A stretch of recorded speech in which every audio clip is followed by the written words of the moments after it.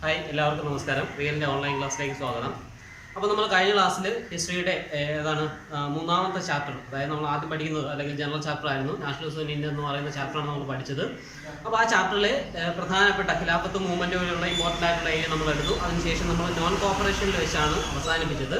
അപ്പോൾ അതിന് നമ്മൾ പറഞ്ഞതെന്ന് വെച്ചാൽ നോൺ കോപ്പറേഷൻ മൂവ്മെൻറ്റ് എങ്ങനെ കൺട്രി സൈഡിൽ എന്ത് ചെയ്തു, സ്പ്രെഡ് ചെയ്തു എന്നുള്ള കാര്യം നമ്മൾ ഡിസ്കസ് ചെയ്തു കഴിഞ്ഞു. ഇനി നെക്സ്റ്റ് പോയിന്റ് എന്ന് പറയുന്നത് ഈ പറയപ്പെടുന്ന മൂവ്മെൻറ്റ് എങ്ങനെയാണ് സിറ്റികളിൽ എന്ത് ചെയ്തു, ഒരു മൂവ്മെൻറ്റ് ആയിട്ട് സിറ്റികളിൽ എന്ത് ചെയ്യുന്നത്, ഇത് സ്പ്രെഡ് ചെയ്യുന്നത് എന്നുള്ളതാണ് നമുക്ക് പഠിക്കാനുള്ള അടുത്ത ഏരിയ എന്ന് പറയുന്നത്. ഓക്കെ, അപ്പോൾ സിറ്റികളെ സംബന്ധിച്ചിടത്തോളം the participation of middle class അല്ലെങ്കിൽ മിഡിൽ ക്ലാസിന്റെ ഒരു പാർട്ടിസിപ്പേഷൻ ആണെന്ന് പറയുന്നത് നോൺ കോപ്പറേഷൻ മൂവ്മെന്റ് ഏറ്റവും ഇമ്പോർട്ടന്റ് ആയിട്ടുള്ള ഒരു ഘടകം എന്ന് പറയുന്നത്, അല്ലെങ്കിൽ മിഡിൽ ക്ലാസിന്റെ പാർട്ടിസിപ്പേഷനിലൂടെയാണ് നോൺ കോപ്പറേഷൻ എന്ന് പറയുന്നത് സിറ്റികളിൽ ഒരു മൂവ്മെന്റ് ആയിട്ട് മാറിയത്. ഓക്കെ, അതാണ് ഫസ്റ്റ് പോയിന്റ്. അപ്പോൾ ഈ ഒരു മൂവ്മെന്റ് എങ്ങനെയാണ് സ്ട്രെങ്തൻ ചെയ്യപ്പെട്ടത് എന്നുള്ളത് അതിൽ ഏറ്റവും ഇമ്പോർട്ടന്റ് ആയിട്ടുള്ള പോയിന്റ് എന്ന് പറയുന്നത് പാർട്ടിസിപ്പേഷൻ ഓഫ് സ്റ്റുഡൻസ്. അപ്പോൾ എങ്ങനെയാണ്, അപ്പോൾ ഗവൺമെന്റ് കൺട്രോൾഡ് ആയിട്ടുള്ള അല്ലെങ്കിൽ എന്താണ് ബ്രിട്ടീഷ് അഡ്മിനിസ്ട്രേഷന് കീഴിലുള്ള സ്കൂളുകളിൽ നിന്നും സ്റ്റുഡൻസ് എന്ത് ചെയ്യുന്നു, പിരിഞ്ഞു പോകുന്നു, അല്ലെങ്കിൽ സ്കൂളുകളിൽ എന്ത് ചെയ്യുന്നില്ല, വിദ്യാർത്ഥികൾ ക്ലാസ്സുകളിൽ പങ്കെടുക്കാത്ത ഒരവസ്ഥ വരുന്നു. അപ്പോൾ എന്താണ്, students left from government controlled school or British controlled schools. അതാണ് എന്ന് പറയുന്നത് വിദ്യാർത്ഥികളുടെ ഒരു പാർട്ടിസിപ്പേഷൻ എന്ന് പറയുന്നത്. നെക്സ്റ്റ് എന്ന് പറയുന്നത് ലോയേഴ്സ് ആൻഡ് ടീച്ചേഴ്സ്, അല്ലെങ്കിൽ എന്താണ് ഈ പറയപ്പെടുന്ന ഗവൺമെന്റ് ഒഫീഷ്യൽസിനെ സംബന്ധിച്ച് നമുക്ക് പറയാൻ പറ്റുന്നത് ബ്രിട്ടീഷ് കൺട്രോൾഡ് ആയിട്ടുള്ള ഓഫീസുകളിൽ നിന്നും എന്താണ് ഈ അധ്യാപകർ, അതുപോലെ തന്നെ ലോയേഴ്സ്, ഇവരെല്ലാം എന്ത് ചെയ്യുന്നു, അവരുടെ എന്താണ് പ്രാക്ടീസ് മാറ്റി വെച്ചിട്ട് അല്ലെങ്കിൽ എന്താണ് ടീച്ചേഴ്സ് റിസൈൻ ചെയ്യുന്ന ഒരു അവസ്ഥയിലേക്ക് എന്ത് ചെയ്യുന്നു, മാറി. അപ്പോൾ നോക്കുക, ഈ പറയപ്പെടുന്ന ഗവൺമെന്റിനെ സംബന്ധിച്ചിടത്തോളം, ബ്രിട്ടീഷ് ഗവൺമെന്റിനെ സംബന്ധിച്ചിടത്തോളം അവർക്ക് ലഭിച്ചിരുന്ന അല്ലെങ്കിൽ എന്താണ് അവരുടെ അഡ്മിനിസ്ട്രേഷന് വലിയൊരു തടസ്സമായിട്ട് ഈ പറയപ്പെടുന്ന ആക്ടിവിറ്റികൾ എന്ത് ചെയ്യുന്നു, മാറുന്നു. നെക്സ്റ്റ് വൺ എന്ന് പറയുന്നത് എന്താണ്, കൗൺസിൽ ഇലക്ഷൻസ്. നോക്കുക, ഈ പറയപ്പെടുന്ന ബ്രിട്ടീഷ് അഡ്മിനിസ്ട്രേഷന് കീഴിലുണ്ടായ അല്ലെങ്കിൽ ഇമ്പീരിയൽ ലെജിസ്ലേറ്റീവ് കൗൺസിലുകളെ കുറിച്ചൊക്കെ നമ്മൾ പറഞ്ഞിരുന്നു. എങ്ങനെയാണ് രാവിലത്തെ ആക്ട് പറഞ്ഞ സമയത്ത് എന്താണ് ഇമ്പീരിയൽ ലെജിസ്ലേറ്റീവ് കൗൺസിൽ നമ്മൾ പറഞ്ഞിരുന്നു. അപ്പോൾ ഈ പറയപ്പെടുന്ന ഇമ്പീരിയൽ ലെജിസ്ലേറ്റീവ് കൗൺസിലുകളിലേക്ക് ഓരോ പ്രൊവിൻസിൽ നിന്നും എന്ത് ചെയ്തു, ആ കാലഘട്ടത്തിൽ ഇലക്ഷൻ നടത്തിയിരുന്നു. നമുക്കിന്ന് നമ്മുടെ കറണ്ട് സ്റ്റാറ്റസ് എടുത്താൽ തന്നെ നമുക്ക് മനസ്സിലാവും, നമുക്ക് പാർലമെന്റിലേക്ക് ഇലക്ഷൻ നടക്കുന്നുണ്ട്. അപ്പോൾ അതുപോലെ തന്നെ അന്നുണ്ടായിരുന്ന ഒരു റെപ്രസെന്റേറ്റീവ് ബോഡി ആയിരുന്നു ഇമ്പീരിയൽ ലെജിസ്ലേറ്റീവ് കൗൺസിൽ. അപ്പോൾ ഓരോ പ്രൊവിൻസിൽ നിന്നും എന്ത് ചെയ്യുമായിരുന്നു, ഈ പറയപ്പെടുന്ന ഇമ്പീരിയൽ ലെജിസ്ലേറ്റീവ് കൗൺസിലുകളിലേക്ക് ഇലക്ഷൻ നടക്കും. അപ്പോൾ ഈ പറയപ്പെടുന്ന കൗൺസിൽ ഇലക്ഷനുകളിൽ എന്ത് ചെയ്യുന്നില്ല, ഈ പറയപ്പെടുന്ന കൺസേൺഡ് പ്രൊവിൻസുകളിൽ നിന്നും എന്ത് ചെയ്യുന്നില്ല, ആളുകൾ പങ്കെടുക്കാത്ത ഒരവസ്ഥ, അല്ലെങ്കിൽ എന്താണ് കൗൺസിലുകൾ ബോയ്ക്കോട്ട് ചെയ്യുന്ന ഒരവസ്ഥ എന്ത് ചെയ്തു, അവിടെ സംജാതമായി. ഓക്കെ, അപ്പൊ അതാണെന്ന് പറയുന്നത് ഏറ്റവും ഇമ്പോർട്ടന്റ് ആയിട്ടുള്ള മറ്റൊരു പ്രധാനപ്പെട്ട പോയിന്റ് എന്ന് പറയുന്നത്. സോ അപ്പോൾ ഈ തരത്തിലുള്ള ആക്ടിവിറ്റികളെല്ലാം എക്കണോമിക്കലി ബ്രിട്ടീഷ് ഗവൺമെന്റ് വലിയൊരു ലോസ് കൊണ്ടുവന്ന ഒരു ഘടകമായിരുന്നു. അപ്പോൾ ഇങ്ങനെയാണ് എന്ത് ചെയ്തത്, കൺട്രി സൈഡിൽ എന്ത് ചെയ്തത്, ഈ പറയപ്പെടുന്ന നോൺ കോപ്പറേഷൻ മൂവ്മെന്റ് സ്പ്രെഡ് ചെയ്ത്. ഓക്കെ, ഇതാണ് അല്ലെങ്കിൽ ഇത്രയും കേസുകളാണ് സിറ്റി അല്ലെങ്കിൽ സിറ്റിയെ സംബന്ധിച്ചിടത്തോളം നമ്മൾ ശ്രദ്ധിക്കേണ്ട കേസ് എന്ന് പറയുന്നത്. ഓക്കെ, അപ്പോൾ നമ്മൾ എങ്ങനെയാണ് നോൺ കോപ്പറേഷൻ മൂവ്മെന്റ് സിറ്റികളിലേക്ക് സ്പ്രെഡ് ചെയ്തതെന്നുള്ള ഏരിയയാണ് നമ്മൾ ഡിസ്കസ് ചെയ്തത്. ഓക്കെ, നമുക്ക് ഇനി ഡിസ്കസ് ചെയ്യാന്ന് വെച്ചാൽ the impact of non cooperation movement.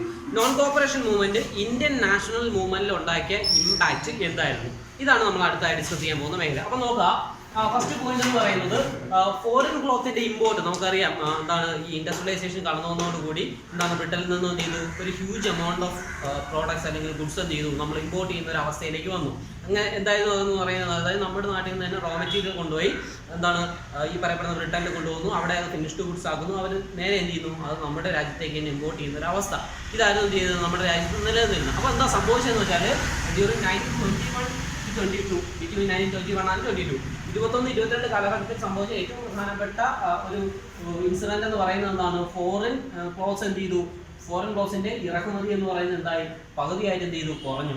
Okay, അപ്പോൾ ഈ എന്താണ് ഇമ്പോർട്ട് കുറയുമ്പോൾ സബ്സിക്വന്റ്ലി എന്ത് സംഭവിക്കും, അത് വലിയൊരു എന്താണ് ഒരു ഹ്യൂജ് ഇക്കണോമിക് ലോസ് ആർക്കുണ്ടാക്കി, ബ്രിട്ടന് ഉണ്ടാക്കി. അതായത് ഏതാണ്ട് 102 കോടിയിൽ നിന്നും 57 കോടിയിലേക്ക്. ഓക്കെ, എന്നോട്ട് എന്താണ് 102 കോടിയിൽ നിന്നും 57 കോടിയിലേക്ക് എന്ത് ചെയ്തു, ഈ പറയപ്പെടുന്ന സാമ്പത്തിക നഷ്ടം എന്ത് ചെയ്തു, ബ്രിട്ടന് ഉണ്ടാക്കി. അപ്പോൾ 102 കോടിയോളം എന്ത് ചെയ്തു രൂപയ്ക്കായിരുന്നു എന്ത് ചെയ്യുന്നത്, ഇന്ത്യയിൽ നിന്ന് അല്ലെങ്കിൽ ഇന്ത്യയിലേക്ക് എന്ത് ചെയ്തത്, അവർ ഗുഡ്സ് ഇമ്പോർട്ട് ചെയ്തിരുന്നു. അപ്പോൾ അത് ആ അവസരം നിന്ന് എന്തായി 57 കോടിയിലേക്ക് അത് ചുരുങ്ങി. അപ്പോൾ നോക്കാം, നമുക്ക് ഈ എന്താണ് ഈ ഡിജിറ്റ് കാണുമ്പോൾ തന്നെ നമുക്ക് മനസ്സിലാവും അതൊരു എന്താണ് ഒരു ഹ്യൂജ് ഇക്കണോമിക് ലോസ് ആണ് ബ്രിട്ടൻ അതിലൂടെ ഉണ്ടാക്കിയത്. ഓക്കെ, നെക്സ്റ്റ് പോയിന്റ് എന്ന് പറയുന്നത് ഫോറിൻ ഗുഡ്സിനെ സംബന്ധിച്ചിടത്തോളം ഫോറിൻ ഗുഡ്സുകളെല്ലാം ഇന്ത്യക്കാർ എന്ത് ചെയ്യാൻ തുടങ്ങി, ബോയ്ക്കോട്ട് ചെയ്യാൻ തുടങ്ങി. ഓക്കെ, അപ്പോൾ എന്താണ് സ്വദേശി മൂവ്മെന്റ് അല്ലെങ്കിൽ എന്താണ് ഇന്ത്യൻ ഉൽപ്പന്നങ്ങൾ മാത്രം ഉപയോഗിക്കുന്ന അവസ്ഥയിലേക്ക് എന്ത് ചെയ്തു, ഇന്ത്യൻ മാർക്കറ്റുകൾ ശക്തമാകാൻ തുടങ്ങി. സോ സബ്സിക്വന്റ് എന്താണ് സംഭവിക്കുന്നത്, ഡൊമസ്റ്റിക് മാർക്കറ്റുകൾക്ക് ഒരു വലിയ എക്സിസ്റ്റൻസ് എന്ത് ചെയ്യുന്നു, നമ്മുടെ രാജ്യത്ത് കടന്നു വരുന്ന അവസ്ഥ ഉണ്ടായി.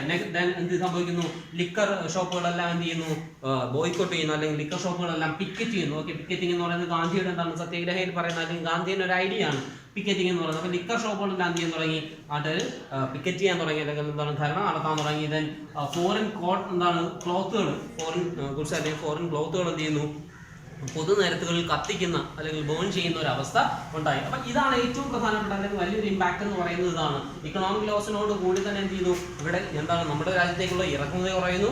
അതോടൊപ്പം തന്നെ എന്ത് ചെയ്യുന്നു, ഇറക്കുമതി ചെയ്യുന്ന സാധനങ്ങൾ ആളുകൾ വാങ്ങാത്ത ഒരവസ്ഥ അല്ലെങ്കിൽ ബോയ്ക്കോട്ട് ചെയ്യുന്നു, ഉപേക്ഷിക്കുന്ന ഒരവസ്ഥയിലേക്ക് സാഹചര്യം എന്ത് ചെയ്തു, മാറി. ദെൻ അതോടൊപ്പം തന്നെ പല മേഖലകളിലും ട്രേഡേഴ്സും മർച്ചൻസും എടുത്ത പോളിസിയാണ് അതിൽ ഏറ്റവും ഇമ്പോർട്ടൻ്റ് ആയിട്ടുള്ളത്. The refused to trade foreign goods. Okay, അതാണ് ഏറ്റവും പ്രധാനപ്പെട്ട കാര്യം. എന്താണ്, ഈ മെർച്ചൻസും അതുപോലെ തന്നെ ട്രേഡേഴ്സും എന്ത് ചെയ്യാൻ തുടങ്ങി, ഫോറിൻ ഗുഡ്സുകൾ അവർ വ്യാപാരം ചെയ്യില്ല. ഓക്കെ, ഫോറിൻ ഗുഡ്സ് വ്യാപാരം ചെയ്ത പ്രോഫിറ്റ് ട്രേഡേഴ്സിനും മെർച്ചൻസിനും വേണ്ട എന്ന അവസ്ഥയിലേക്ക് എന്ത് ചെയ്യുന്നു, ഈ ട്രേഡേഴ്സും മെർച്ചൻസും എന്ത് ചെയ്യുന്നു, അവരുടെ പോളിസി ചേഞ്ച് ചെയ്യുന്നു. ഓക്കെ, അപ്പോൾ ഈ റെഫ്യൂസൽ കൂടി ആകുമ്പോൾ എന്ത് ചെയ്യുന്നു, ബ്രിട്ടീഷുകാർക്ക് ഏറ്റവും വലിയൊരു കനത്ത നഷ്ടമായിട്ട് ഇന്ത്യൻ മാർക്കറ്റുകൾ മാറുന്ന ഒരു സ്ഥിതിയിലേക്ക് വന്നെത്തി. Then as boycotted movement spread, people refused to wear imported clothes. Okay, നമ്മൾ നേരത്തെ ബോയ്ക്കോട്ടിനെ കുറിച്ച് പറഞ്ഞായിരുന്നു. ട്രേഡ് കുറഞ്ഞതോടുകൂടി ആളുകൾ ഈ പറയപ്പെടുന്ന സാധനങ്ങൾ ഉപയോഗിക്കുന്നത് കൂടി എന്ത് ചെയ്യുന്നു, കുറയുന്നു.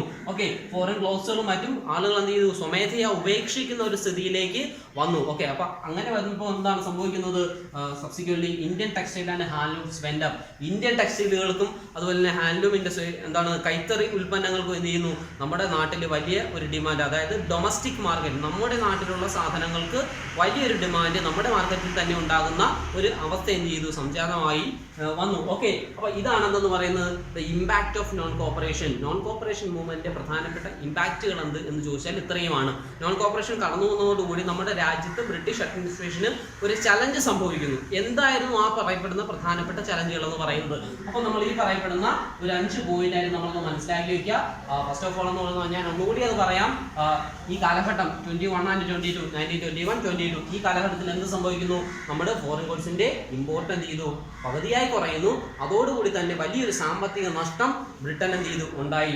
അപ്പം എന്തുകൊണ്ടാണ് ഇത് വലിയ സാമ്പത്തിക നഷ്ടമായി മാറിയത് എന്നുള്ളത് നമുക്ക് ഈ ഡിജിറ്റ് നോക്കുമ്പോൾ അറിയാൻ പറ്റും. ദെൻ എന്താണ് ഫോറിൻ ഗുഡ്സിനെ സംബന്ധിച്ചിടത്തോളം ഇനി അഥവാ സാധനങ്ങൾ ഇമ്പോർട്ട് ചെയ്തിരുന്നു എങ്കിൽ പോലും അത് ഇന്ത്യക്കാർ വാങ്ങാത്ത അവസ്ഥ ഉണ്ടായി. അതോടൊപ്പം തന്നെ ലിക്കർ ഷോപ്പുകൾ ഫോറിൻ അല്ലെങ്കിൽ എന്താണ് ബ്രിട്ടീഷ് അഡ്മിനിസ്ട്രേഷന് കീഴിലുണ്ടായിരുന്ന അല്ലെങ്കിൽ എന്താണ് ബ്രിട്ടീഷ് ഭരണത്തിന് കീഴിലുണ്ടായിരുന്ന എന്താണ് ലിക്കർ ഷോപ്പുകൾ, എന്താണ് ലിക്കേഴ്സ് അവർ ഇവിടെ ഇമ്പോർട്ട് ചെയ്തിരുന്നു. അപ്പോൾ ഈ പറയപ്പെടുന്ന ലിക്കർ ഷോപ്പുകളെല്ലാം മദ്യ ഷോപ്പുകളെല്ലാം എന്ത് ചെയ്യാൻ തുടങ്ങി, പിക്കറ്റിംഗ് ആരംഭിച്ചു. അപ്പോൾ നമ്മൾ നേരത്തെ ശ്രദ്ധിക്കുക, ഈ നോൺ കോപ്പറേഷൻ എന്ന് പറയുന്ന ഒരു മൂവ്മെന്റായി മാറിയപ്പോൾ നമ്മൾ ഗാന്ധി പറഞ്ഞൊരു കാര്യം നമ്മൾ ശ്രദ്ധിക്കണം. അതായത് ഇന്ത്യക്കാരുടെ സഹകരണത്തോടു കൂടിയാണ് ആര് പ്രവർത്തിക്കുന്നത്, ബ്രിട്ടീഷുകാർ പ്രവർത്തിക്കുന്നത്.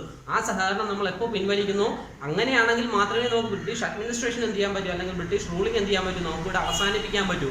ഓക്കെ, അപ്പോൾ ഈ പറയപ്പെടുന്ന ബ്രിട്ടീഷ് അഡ്മിനിസ്ട്രേഷൻ അല്ലെങ്കിൽ ബ്രിട്ടീഷ് ഭരണത്തിനോടുള്ള ഒരു നോൺ കോപ്പറേഷൻ, നിസ്സഹകരണമായിരുന്നു എന്തെന്ന് പറയുന്നത് ഈ മൂവ്മെന്റ് എന്ന് പറയുന്നത്. അതുകൊണ്ടാണ് ഇതിന്റെ മലയാളം നിസ്സഹകരണ പ്രസ്ഥാനം എന്നാണ് ഇതിന്റെ മലയാളത്തിൽ പറയുന്നത്.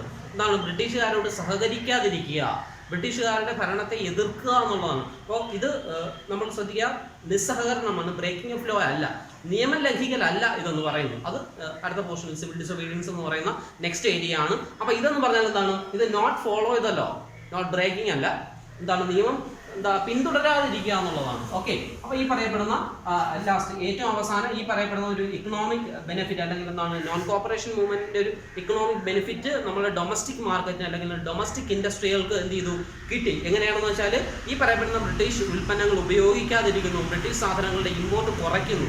സോ സബ്സിക്വന്റ് എന്ത് സംഭവിക്കും, നമ്മുടെ ഇന്ത്യൻ മാർക്കറ്റിൽ അല്ലെങ്കിൽ എന്താണ് ഇന്ത്യക്കാരായിട്ടുള്ള ആളുകൾ നമ്മുടെ മാർക്കറ്റിൽ ആ കാലഘട്ടം വരെയും എങ്ങനെയായിരുന്നു സാധനങ്ങൾ കൊണ്ടുവന്നിരുന്നത്, ആ പറയപ്പെടുന്ന അവൈലബിലിറ്റിക്ക് അനുസരിച്ച് അല്ലെങ്കിൽ സാധനങ്ങൾക്ക് ഡിമാൻഡിനനുസരിച്ച് ഇന്ത്യൻ ഇൻഡസ്ട്രിയലിസ്റ്റ് അല്ലെങ്കിൽ എന്താണ് ഇന്ത്യൻ മെർച്ചൻസ് സാധനങ്ങൾ എത്തിക്കാൻ തുടങ്ങുന്നു, ഫോറിൻ ഗുഡ്സ് ഇല്ലാതാകുന്നു. അതോടുകൂടി ഇന്ത്യൻ സാധനങ്ങൾക്ക് ഒരു ഡിമാൻഡ് ഉണ്ടാകുന്നു. ഓക്കെ, അപ്പോൾ ഇതാണെന്ന് പറയുന്നത് പ്രധാനമായും നോൺ കോപ്പറേഷൻ മൂവ്മെന്റ് എന്താണ് ഇമ്പോർട്ടൻ്റ് ആയിട്ടുള്ള ഒരു ഏരിയ എന്ന് പറയുന്നു. ഓക്കെ. ഹായ്, അപ്പോൾ നമ്മൾ എന്താണ് നാഷണൽ മൂവ്മെൻറ്റുമായിട്ട് ബന്ധപ്പെട്ട് ഒരു നോൺ കോപ്പറേഷൻ എന്ന് പറയുന്ന ഒരു ഏരിയ നമ്മൾ കംപ്ലീറ്റ് ചെയ്ത് കഴിഞ്ഞു. ഇനി അതിന് ശേഷം പറയുന്ന പ്രധാനപ്പെട്ട ഏരിയ എന്ന് പറഞ്ഞാൽ സിവിൽ ഡിസൊബീഡിയൻസ് മൂവ്മെൻ്റ് ആണ്. അപ്പോൾ നമുക്ക് ആ ഒരു ഏരിയ ജസ്റ്റ് ഒന്ന് തുടങ്ങി വയ്ക്കാം. എന്താണ് സിവിൽ ഡിസൊബീഡിയൻസ്, നോൺ കോപ്പറേഷൻ? നമുക്ക് ബേസിക്കലി ആദ്യം മനസ്സിലാക്കേണ്ടത് the differences between civil disobedience movement and non corporation movement. ഇതൊരു 2 മാർക്കിനൊക്കെ ചോദിക്കാവുന്ന ഒരു ക്വസ്റ്റ്യൻ ആണ്. അപ്പോൾ നമ്മൾ ബേസിക്കലി ഒരു ഡിഫറൻസ് എന്താണ് നമ്മൾ മനസ്സിലാക്കിയിരിക്കുക. ഓക്കെ, അപ്പം ഞാൻ നേരത്തെ പറഞ്ഞായിരുന്നു, നോൺ കോപ്പറേഷൻ എന്ന് പറയുന്നത് നോട്ട് ഫോളോയിങ് ദ റൂൾസ് എന്നാണ്, ബ്രിട്ടീഷ് നിയമങ്ങൾ ഫോളോ ചെയ്യാതിരിക്കുക എന്നുള്ളത്. പക്ഷെ അതേസമയം നമ്മൾ സിവിൽ ഡിസൊബീഡിയൻസ് എന്ന് പറഞ്ഞാൽ അങ്ങനെയല്ല, നമ്മൾ ബ്രേക്കിംഗ് ആണ്. ബ്രിട്ടീഷുകാർ കൊണ്ടുവരുന്ന നിയമങ്ങൾ എന്ത് ചെയ്യുക, അത് ബ്രേക്ക് ചെയ്യുക. ഒരിക്കലും ആ പറയപ്പെടുന്ന നിയമങ്ങളോട് യാതൊരു തരത്തിലുള്ള സമീപനം, നമ്മൾ എന്താണ് വിമർശനാത്മകമായിട്ടുള്ളൊരു സമീപനം എടുക്കുക എന്നുള്ളതാണ് എന്തെന്ന് പറയുന്നത് സിവിൽ ഡിസൊബീഡിയൻസ് എന്ന് പറയുന്നത്. അപ്പോൾ ഈ പറയപ്പെടുന്ന സിവിൽ ഡിസൊബീഡിയൻസ് മൂവ്മെൻറ്റിൻ്റെ ഏറ്റവും പ്രധാനപ്പെട്ട ഏരിയ എന്ന് പറഞ്ഞാൽ ബ്രേക്കിംഗ് ഓഫ് ലോ. അപ്പോൾ ലോ എന്ന് പറയുമ്പോൾ നമുക്ക് ഫോറസ്റ്റ് ലോ ഉണ്ടായിരുന്നു, അതുപോലെ തന്നെ സോൾട്ട് ലോ. നമുക്കറിയാം എന്താണ് സോൾട്ട് സത്യാഗ്രഹം എന്ന് പറയുന്നത് നെക്സ്റ്റ് ഏരിയ ആണ്. അപ്പോൾ എന്താണ് ബ്രേക്കിംഗ് ഓഫ് സോൾട്ട് ലോ ഒക്കെ എന്ന് പറയുന്നത് എന്താണ് ഈ സിവിൽ ഡിസൊബീഡിയൻസ് മൂവ്മെൻറ്റ് ഒരു പ്രധാനപ്പെട്ട ഒരു ഭാഗമാണ്. അപ്പോൾ അതോടൊപ്പം തന്നെ ഈ സിവിൽ ഡിസൊബീഡിയൻസ് മൂവ്മെൻറ്റ് ഏറ്റവും പ്രധാനപ്പെട്ട എയിം എന്ന് പറയുന്നത് ടു അറ്റൈൻ പൂർണ്ണ സ്വരാജ്. അപ്പോൾ നമ്മൾ നോൺ കോപ്പറേഷൻ മൂവ്മെൻറ്റ് അതിനെക്കുറിച്ചൊന്നും പറയുന്നില്ല. അപ്പോൾ നമ്മൾ സിവിൽ ഡിസൊബീഡിയൻസ് എന്ന് പറയുന്നത് എന്താണ്, കംപ്ലീറ്റ് ഇൻഡിപെൻഡൻസ്. ഇന്ത്യക്ക് എന്താണ് പൂർണ്ണമായ സ്വാതന്ത്ര്യം നൽകുക. അപ്പോൾ ആ കാലഘട്ടം വരെ നിലനിന്നിരുന്ന ഒരു സ്ഥിതി അല്ലെങ്കിൽ കോൺഗ്രസിൻ്റെ ഒരു നിലപാട്, ഇന്ത്യൻ നാഷണൽ കോൺഗ്രസ് എന്ന് പറയുന്നത് ഒരു വലിയ യൂണിറ്റ് ആയിരുന്നു. അല്ലെങ്കിൽ ഇന്ത്യൻ നാഷണൽ മൂവ്മെൻറ്റ് വലിയൊരു പങ്കുവച്ച എന്താണ് ഒരു ഗ്രൂപ്പാണെന്ന് പറയുന്ന INC എന്ന് പറയുന്നത്. അപ്പോൾ ആ കാലഘട്ടം വരെയും INC എന്ന് പറയുന്നത് ഒരു കംപ്ലീറ്റ് ഇൻഡിപെൻഡൻസ് എന്ന് പറയുന്ന ഒരു ഡിമാൻഡ് ആയിരുന്നില്ല INCയുടെ. അപ്പോൾ സിവിൽ ഡിസൊബീഡിയൻസ് എന്ന് പറയുന്ന ഒരു ആശയം നമ്മൾ കൈക്കൊള്ളുന്നതോടുകൂടി നമ്മുടെ ഐഡിയ എന്ന് പറയുന്ന ഒരു കംപ്ലീറ്റ് ഇൻഡിപെൻഡൻസ് എന്താണ്, ഇന്ത്യ എന്ന് പറയുന്ന രാജ്യത്തിന് ഒരു കംപ്ലീറ്റ് ആയിട്ട് എന്ത് ചെയ്യുക, ഇൻഡിപെൻഡൻസ് കൊണ്ടുവരിക. അപ്പോൾ ഇന്ത്യ ഒരു ഡൊമീനിയൻ പവറായിട്ട് മാറുക എന്ന് പറയുന്ന തരത്തിലുള്ള ആശയങ്ങളും ആ കാലഘട്ടത്തിൽ നിലനിന്നിരുന്നു. പക്ഷേ സിവിൽ ഡിസൊബീഡിയൻസ് വന്നതോടുകൂടി എന്ത് ചെയ്യുന്നു, ഇന്ത്യ അല്ലെങ്കിൽ ഇന്ത്യൻ നാഷണൽ മൂവ്മെൻറ്റ് അറ്റ്മോസ്റ്റ് അല്ലെങ്കിൽ ഏറ്റവും പ്രധാനപ്പെട്ട ഒബ്ജക്റ്റീവ് എന്ന് പറയുന്നത് ടു അറ്റൈൻ പൂർണ്ണ സ്വരാജ്, എന്താണ് കംപ്ലീറ്റ് ആയിട്ട് ഇൻഡിപെൻഡൻസ് എന്ത് ചെയ്യുക, നേടിയെടുക്കുക എന്നുള്ളതായി. അപ്പം നോൺ കോപ്പറേഷനിൽ നിന്നും ഇത് വ്യത്യസ്തപ്പെടുന്നതെന്ന് വെച്ചാൽ നോൺ കോപ്പറേഷൻ എന്താണ്, നോട്ട് ഫോളോ ദ ലോ ആയിരുന്നു, അല്ലെങ്കിൽ നോട്ട് ഫോളോ ദ റൂൾ ആയിരുന്നു. ലോ അല്ല, നോട്ട് ഫോളോ ദ റൂൾ ആയിരുന്നു. പിന്നെ അതോടൊപ്പം തന്നെ എന്താണ് ഈ മൂവ്മെൻറ്റ് നടപ്പിലാക്കിയതെന്ന് പറഞ്ഞാൽ വളരെ പീസ്ഫുൾ ആയിട്ടുള്ള മെത്തേഡുകളിലൂടെയാണ് എന്ത് ഈ നോൺ കോപ്പറേഷൻ മൂവ്മെൻറ്റ് എന്ത് ചെയ്തത്, മുന്നോട്ട് പോയത്. പക്ഷേ ആ non corporation movement call of ചെയ്യുന്നതിൻ്റെ ഏറ്റവും പ്രധാനപ്പെട്ട റീസൺ എന്ന് പറയുന്നത് 1922 നടക്കുന്ന ചൗരി ചൗര ഇൻസിഡൻ്റ് ആണ്. ചൗരി ചൗരയിൽ എന്ത് ചെയ്യുന്നു, ഈ പറയപ്പെടുന്ന ഡെമോൺസ്ട്രേറ്റേഴ്സ് എന്നാണ് പീസ്ഫുള്ളായി നടന്ന ഡെമോൺസ്ട്രേഷൻ എന്ത് ചെയ്തു, പോലീസുകാരെ ആക്രമിക്കുന്നു. പിന്നീട് പോലീസ് സ്റ്റേഷൻ തകർക്കുകയും പോലീസുകാരെ വധിക്കുകയും ചെയ്യുന്ന അവസ്ഥയിലേക്ക് മൂവ്മെൻറ്റ് മാറിയതോടുകൂടി ഗാന്ധിയൻ ഐഡിയക്ക് അല്ലെങ്കിൽ ഗാന്ധിയുടെ ആശയത്തിന് വിരുദ്ധമായി എന്ത് ചെയ്തു, നോൺ കോപ്പറേഷൻ മൂവ്മെൻറ്റ് മാറി. ഗാന്ധി പറയുന്നത് നോൺ വയലൻസ് ആണ്, എന്താണ് അഹിംസയാണ്. പക്ഷേ ചൗരി ചൗരയിൽ സംഭവിച്ചതെന്ന് പറയുന്നത് എന്തായിപ്പോയി, വയലൻറ്റ് മോഡിലേക്ക് മൂവ്മെൻറ്റ് മാറി. അതുകൊണ്ട് തന്നെ എന്ത് ചെയ്തു, നോൺ കോപ്പറേഷൻ അവിടെ വെച്ച് അവസാനിപ്പിക്കേണ്ട ഒരു സ്ഥിതിയിലേക്ക് എന്ത് ചെയ്തു, സാഹചര്യം മാറി. അപ്പം നോൺ കോപ്പറേഷൻ മുന്നോട്ട് വയ്ക്കുന്ന ഐഡിയ എന്ന് പറഞ്ഞാൽ വളരെ പീസ്ഫുള്ളായിട്ട് എന്ത് ചെയ്യുക, ഡെമോൺസ്ട്രേഷനിലൂടെയും പിക്കറ്റിങ്ങിലൂടെയും ഒക്കെ എന്ത് ചെയ്യുക, മൂവ്മെൻറ്റ് മുന്നോട്ട് കൊണ്ടുപോകുക എന്നുള്ളതായിരുന്നു. അപ്പോൾ ആക്ച്വലി ഈ പറയപ്പെടുന്ന നോൺ കോപ്പറേഷൻ മൂവ്മെൻറ്റ് ലോഞ്ച് ചെയ്തത് തന്നെ എന്തിനു വേണ്ടിയായിരുന്നു എന്ന് വെച്ചാൽ അതിൻ്റെ ഏറ്റവും പ്രധാനപ്പെട്ട ഒബ്ജക്റ്റീവായിട്ട് നമുക്ക് പറയാൻ പറ്റുന്നത് the unity between Hindus and Muslims. നമുക്ക് ഖിലാഫത്ത് മൂവ്മെൻറ്റിലൊക്കെ നമ്മൾ പറഞ്ഞതാണ്.